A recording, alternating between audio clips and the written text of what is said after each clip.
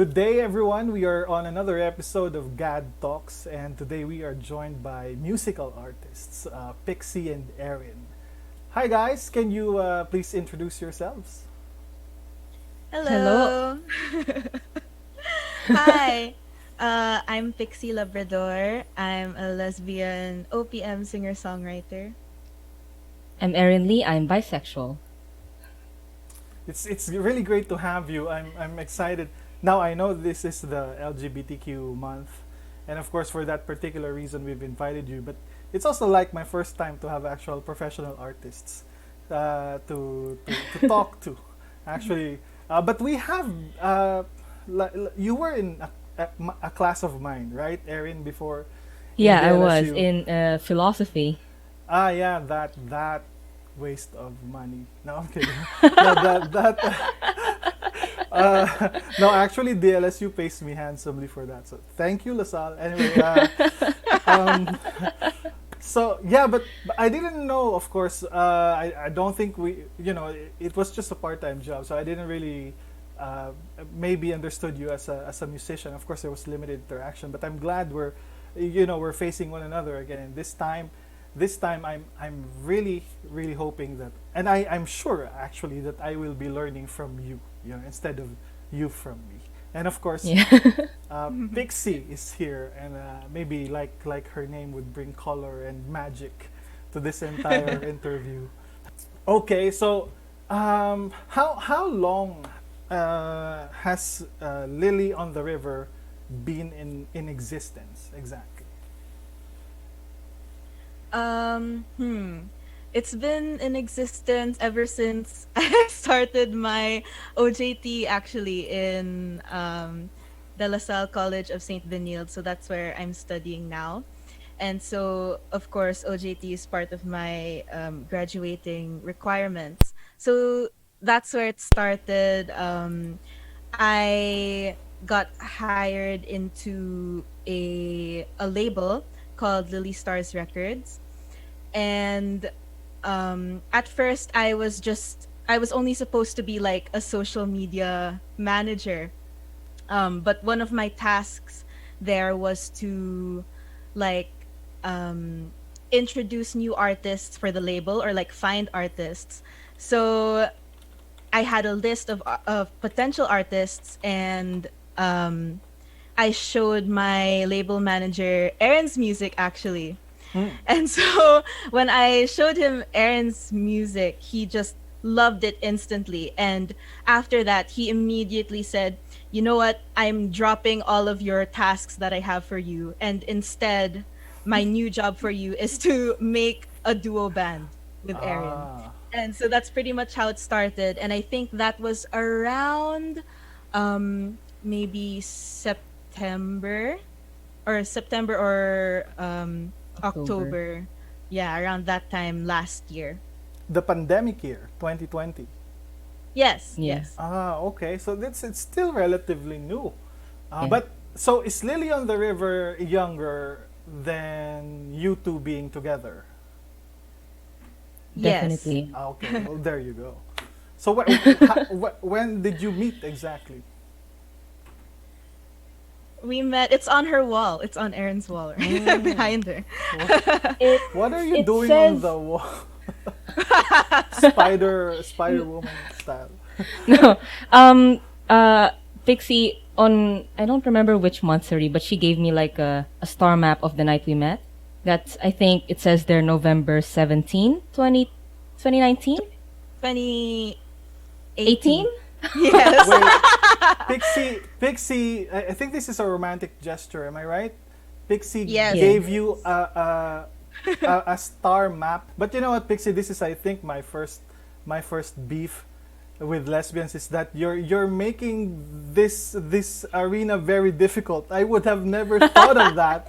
I would have never thought of that.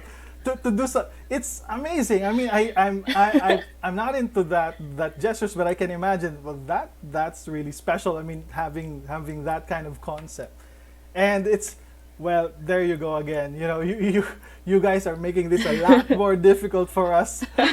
Maybe it's the male privilege that we don't. You know, the usual comment, but good job for you. But you're making it really difficult for us with that. Come on, star map. I gave her like bread. I think I gave her bread. Like some bread that I like. It's not even the bread she likes. It's just the bread anyway, I must get some pointers from you, Pixie. Please. Was it the music that brought you together? How much, how big of a factor is the music? Well, the night we met was actually very special because it was an open mic event. So I went there to perform as an open micer, and Pixie here was a guest performer. So that night, I guess she was the one who performed first, and I was like, "Whoa, her songs are good." I literally like teared up listening to her perform, and then I performed like a little bit after her. And then at the end of the event, when everyone's packing up, just chatting and leaving the area, she approached me and she asked for my Twitter handle, and that's how the whole thing started. And then she I walked. didn't know her before the show, but her songs and her charisma and her voice were so amazing, and the songs were so sad. I really just cried that night. That's so nice. And then she approached you. I mean, you didn't have to, approach her. I mean, right? Yeah, I just randomly saw her beside me after the show. She was like, and then what? Yeah, yeah, Just manifested right next to you. You know yeah. that. Well, and Pixie, what did you tell her? What did you tell Erin? I mean, Oh, I remember during Erin's set, I was actually like taking all these photos and videos of her and then like sending them to all of my friends, like oh, chatting them and like, oh my god, this girl is so cool, blah blah blah. And then I really like it's so vivid in my mind that I remember just being like, I cannot, I will never forgive myself if I leave this place without talking to her. So there, it actually took a lot of courage. I was very shy, but while I saw Erin was packing up already, I was like, okay, it's now or never. And so I just gently like, tapped on the shoulder. And then there. oh well. Okay, okay, Erin. okay, okay. Well, that night I actually wasn't like looking for anyone. Like I was closing myself for like any sort of relationship because I was not necessarily in a good place. Okay. So I was like, I'm gonna stay single for a while. I told myself. Clearly that didn't happen, but but then I saw her. I even after I was still like, no, I want to stay single. But then she messaged me like a day later. She messaged me like a GIF saying I was cute or something like that. And then we started talking from then. And then we just kept talking and talking. And then at some point I was just like, cause at first I didn't realize she was flirting, but after a while it was a little obvious now. And then I was like, Again, this is just the level of technique I am so cautious about. Pixie, first the map. Now you can flirt without her knowing. You've got to tell people. How do you even do that? I'm like, I haven't done anything, and they know I'm gonna do some flirting. I have no game whatsoever. But sorry. Go ahead. Go ahead, Erin. This is nice. Please continue, Erin. okay. I mean, maybe it was also that I was like being dense and I was just telling myself, no, this is just nothing or something like that. But um as we kept talking, we got to know each other through Twitter only. I think we saw each other like once or twice. I don't remember. The more I got to know her, the more I was like entertaining the idea that maybe this is gonna be good. Because what I was afraid of back then was like what if I just get hurt again? You know, that's the usual thing, like ending or going out of a relationship, is that what if you get hurt again, and then you don't want to be like, you don't want to go through the trouble of knowing another person again and them knowing you again, and then you're going to get hurt again, right? But knowing Pixie back then, as I was talking to her, I was like, cuz I think there was some time we even got into a fight or an argument, and then I think that argument was the key for me, cuz I was like, Pixie knows how to communicate with me through an argument. And that was like the main point, that I was like, I think it's gonna be fine if I enter into this relationship. Aw. Wow. Again, my admiration for Pixie is just like getting higher and higher. Pixie is just Yeah, you should like write a book on these skills or something, because it's not just the map and the stealth flirting, if we call it that, but you said, Erin, that you didn't want to be in a relationship, so but still the pixie But magic still. the pixie magic was, I guess, too much. But Pixie, as you were, communicating, of course, establishing a maybe first friendly relationship with Erin, did you get that? Did you get that? Oh, this is gonna be a bit more, bit more difficult. More I think she's, closed in. Oh yeah, yes. So I hope it's okay to share, Erin. That particular argument that she was talking about, it was actually because I felt like she might have been leading me on, and she didn't actually want to commit at first. Oh. But then, she was reciprocating the feelings, and I knew there was something there. She just didn't want to like solidify that at first. So yeah, that's something I felt. There's just this interesting term you were using. I think also other people use this. You've been saying we were not officially, us yet.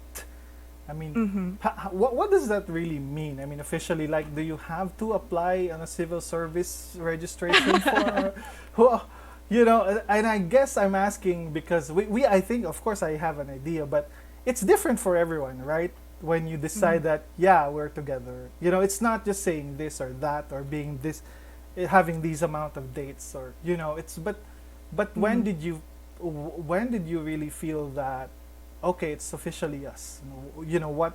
What was the event, or how was it? How did you declare that exactly? I think this is something Erin can tell the story of, because, like, for me, I was actually ready. I was like, Oh, ready yeah. anytime you are. But it was Erin who really needed like that So she was the confirmation. final signature, final signatory of this application. This application Yeah. for an official. So tell us about that, Erin. Yeah.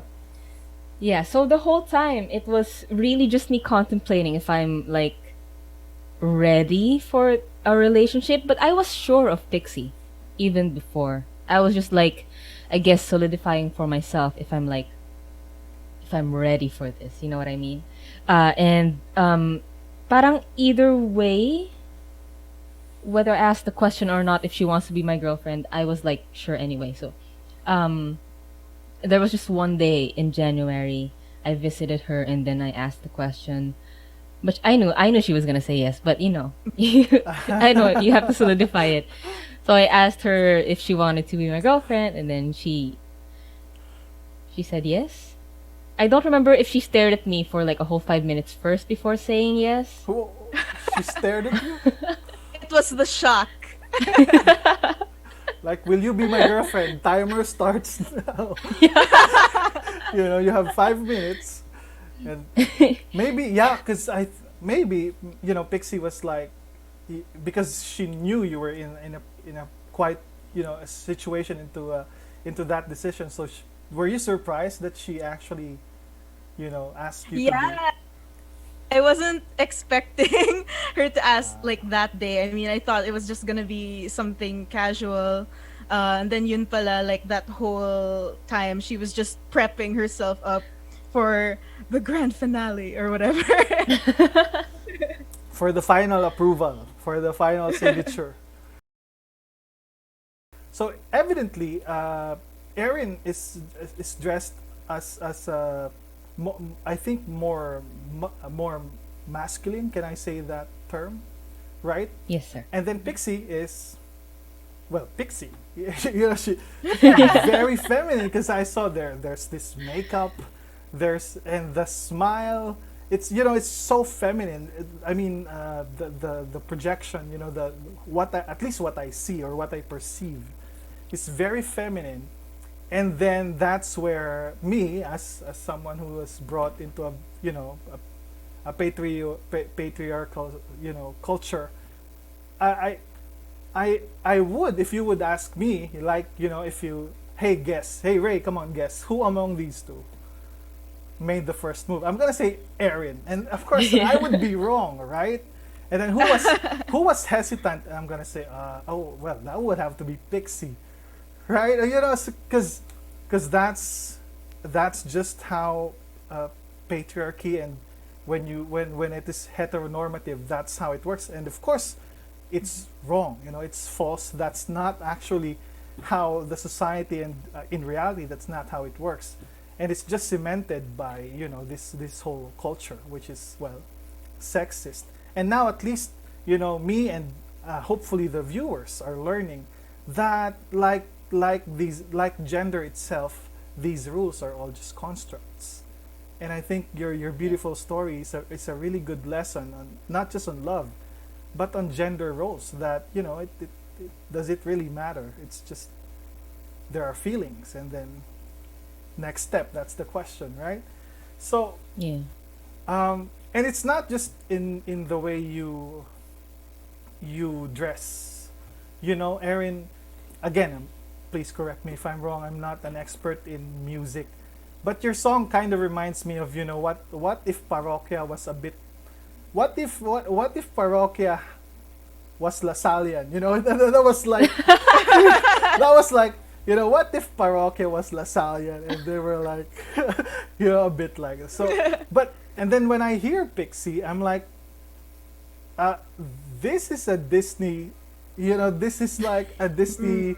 There are moments when your music goes a bit, you know, when it fades, and then when it goes again, it gives me that Disney vibe, you know, like it's a princess being carried away or something like that. So so, you know, it's not just in, of course, in your sense of fashion, but also in your song. Okay, so when we were conceptualizing the song, our first thought was actually like we wanted it to be sad, because that's just how that's just what our songs are normally like Yeah, why centered is that? Why is that? I was like, I was starting to, you know, I was, because I found your accounts in Spotify, and I was like, you know what, these are great. One of them is my student, so I was telling my wife, let's listen while we're making breakfast, and we were sad before we even ate the first, you know, with the, was it Use Me, and then maybe it was, there was a lot of, there's a lot of, it's not just sadness, like there's also desperation, and there's just this, and there's this consent for just neglect. I don't know, you know, I don't, I am so sorry, I can't pinpoint now which one gave me that impression, but I was like, what? You know, you. Oh, okay. But to like point that you're saying, like, yeah, it's all sad and it's something that you've noticed. I think because I've really like succumbed to this hugot culture that we Filipinos have. It's just something that we're so geared towards. Like, it makes us want to listen more.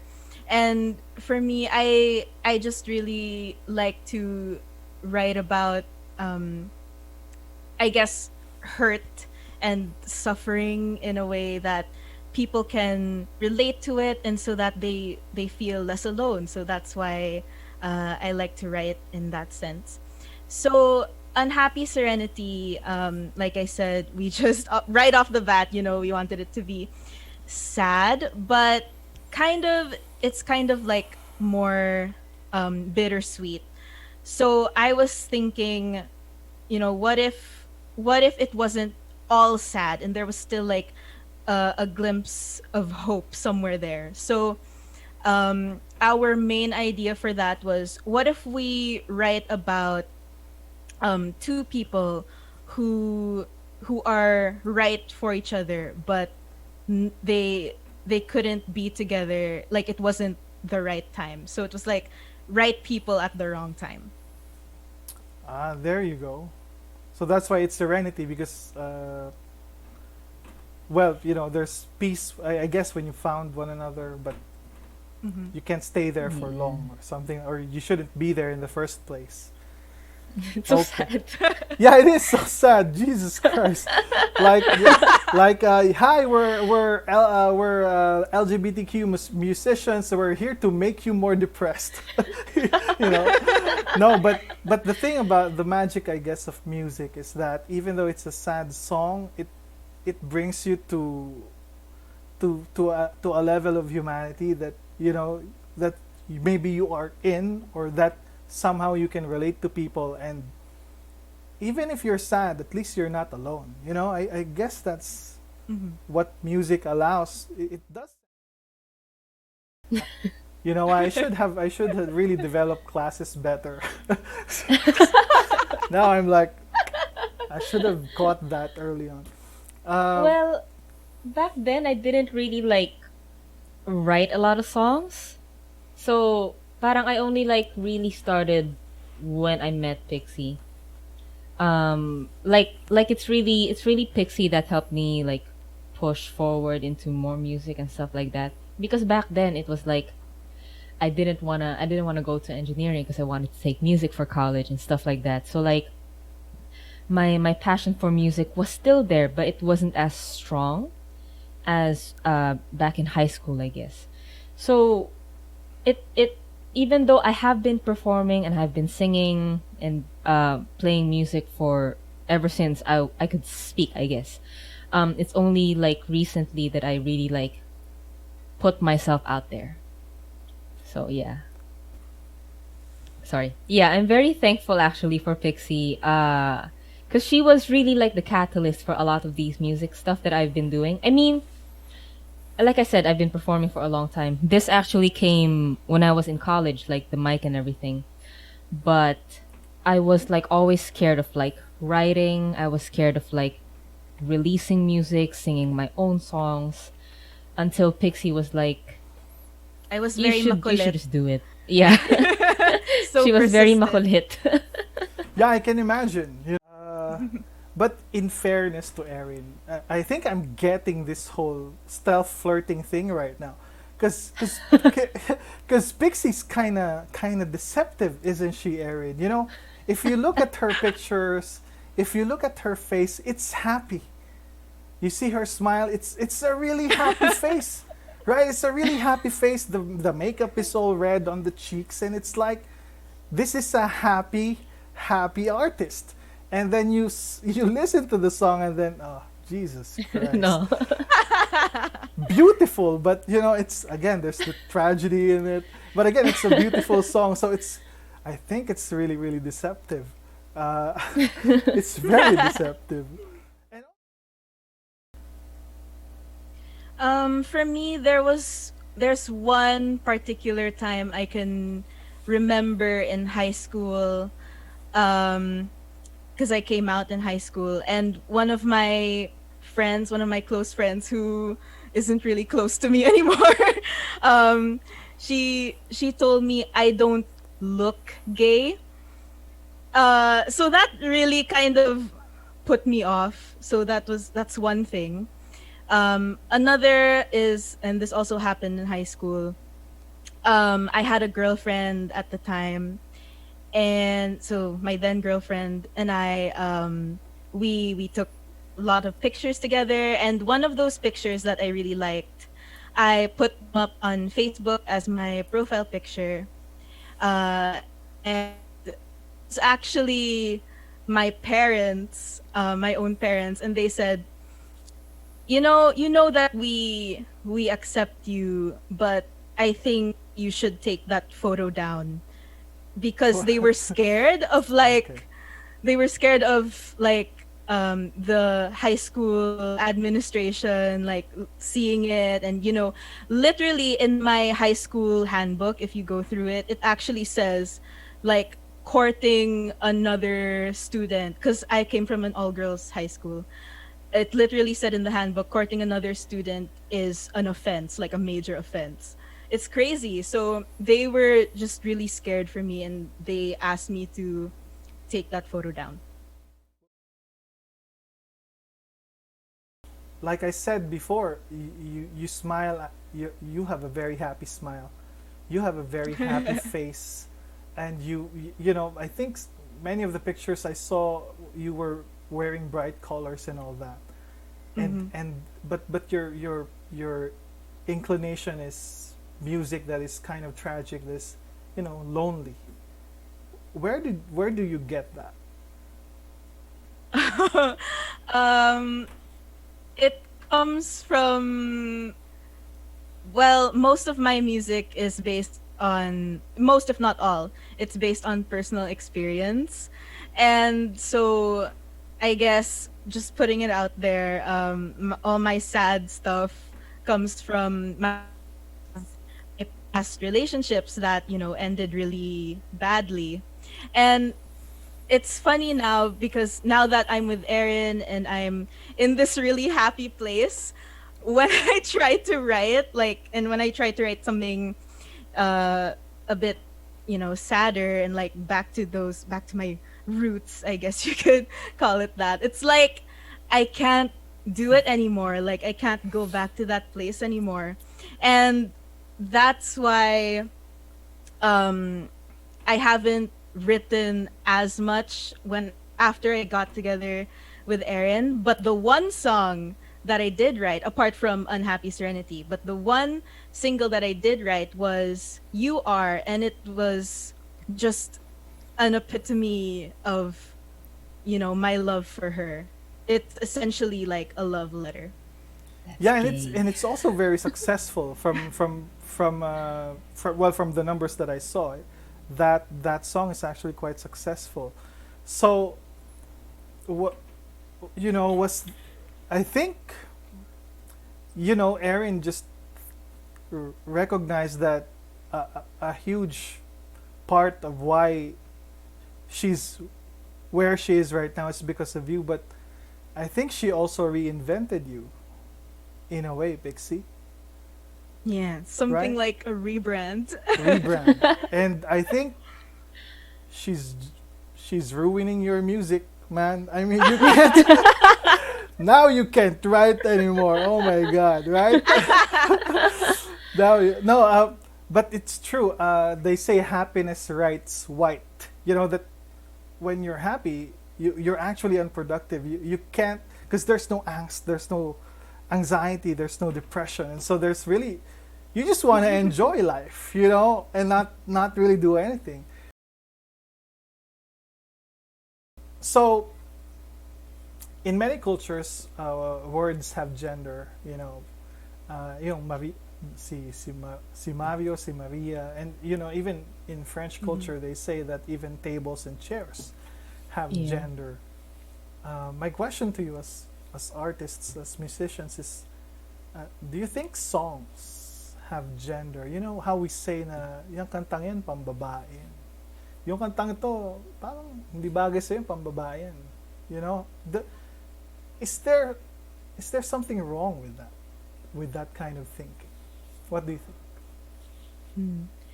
Innately, I wouldn't say that songs have gender. I think it's kind of weird that there are still people who try to push gender on everything, like color, names, and even clothes. Like they try to push that all these things have gender.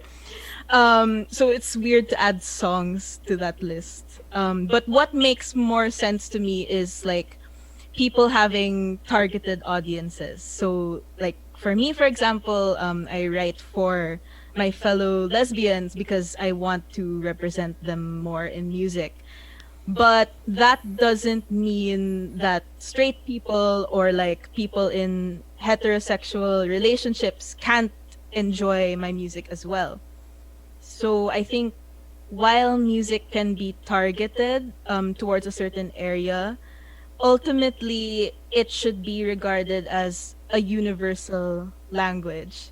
So like we shouldn't gatekeep people who just want to enjoy it.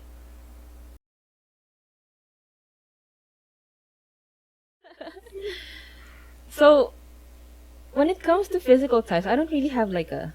I thought I had a type, and then every single time I meet another person that I like, I was like, I'm not sure I have a type anymore. But it's also the same thing that Pixie mentioned and the same thing that I mentioned earlier. It's really the communication thing. Although sometimes when you enter in a relationship, you don't realize it at the beginning. I wish I did realize it earlier, though. It would have saved me the heartbreak. But yeah, the communication and I like I like it when someone is physically active, Mm. Like sporty or sporty, athletic, or any sort of thing. Pixie does pole dancing, so that was great. That was cool because I work out a lot. I like working out and everything. pole dance. So what I look for in a partner, it's not really a necessity. But if the partner in question does sort of work out in any shape or form, then that's a good thing for me. I think I'm gonna adopt that same perspective. I'm gonna like women who are into pole dancing too. It just makes sense, you know.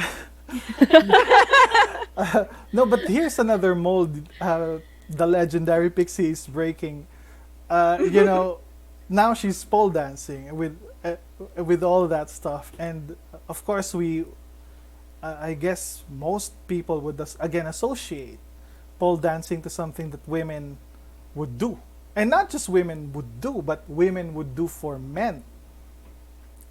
But you know, I don't think that's why you're doing it, Pixie.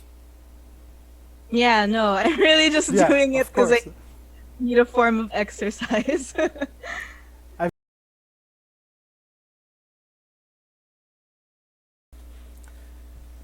That was a really great gesture, you know, the star map. I don't think I'm over that yet. Uh, and usually, when you receive something really sweet in a relationship, you know, you reciprocate, right? You try to have something of equivalent or greater sweetness. I think. Was there a response to that gesture, Erin? Did you try to, you know, upstage her? Ah. Well, cause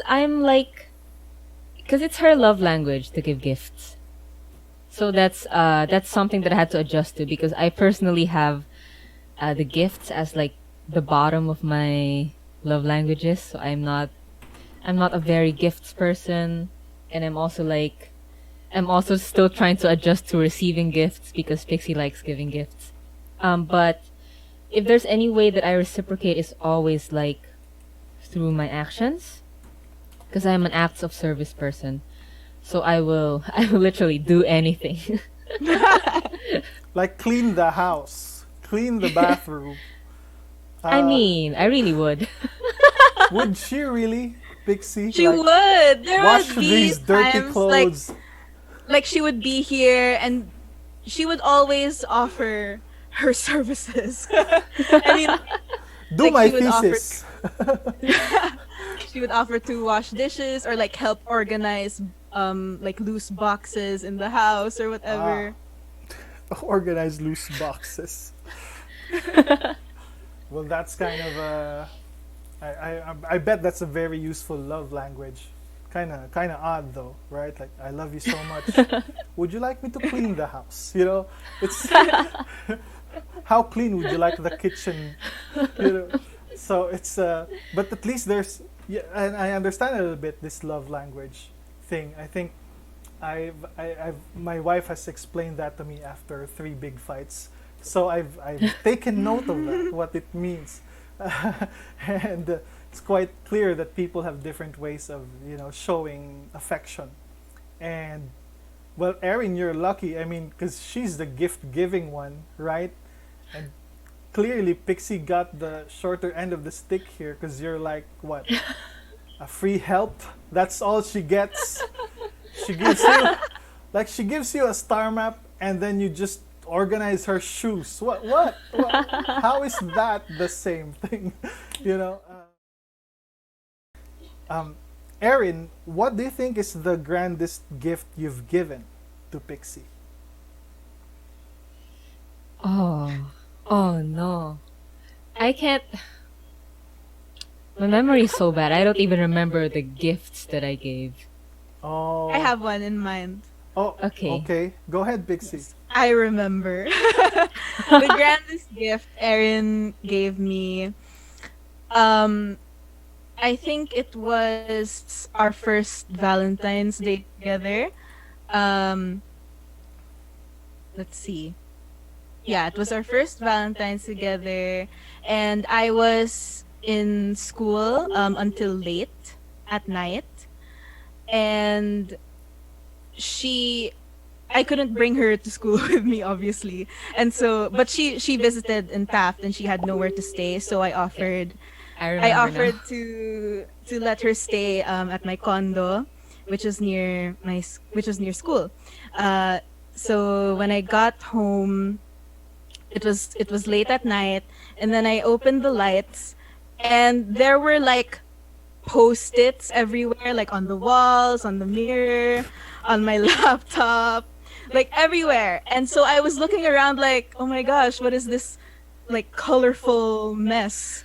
And so I was Colorful. looking close up into each of the post-its, and each of them had like notes, like love, like very one liner love letters on each of those post-its, and there were so many. And at that time, Erin had already left, so I assume like Oh. she wrote all of those just before leaving, so that by the time I got back, the whole setup was already there. And I think that was the grandest gift. Wow, that's a, well, I have to agree, that's a really grand gesture. Post-its, I could just imagine. You know, I check hundreds of papers, so I know that's kind of difficult.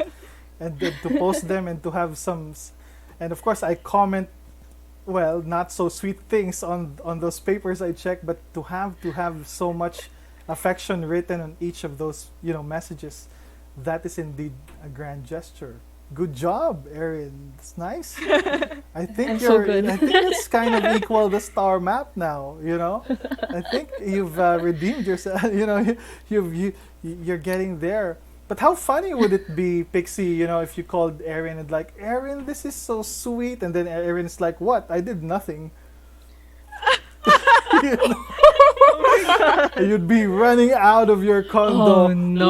like in a flash. Kind of creepy. And calling the security guard or whatever. Yeah, but so you're young artists and you have a very bright future. I can tell ahead of you. What are your upcoming projects or gigs right now? Okay, so like I mentioned, I'm doing my thesis, which is for my course, which is in music production. And so I'm working on my second EP. Details on that will be out soon. So that's what I'm working on now. Otherwise, you can check out my existing music on all streaming platforms at Pixie Labrador. I'm also on Twitter, Facebook, YouTube, Instagram, pretty much everywhere at Fairy Fun Free. Okay. Apart from, because I'm also helping Pixie with her EP.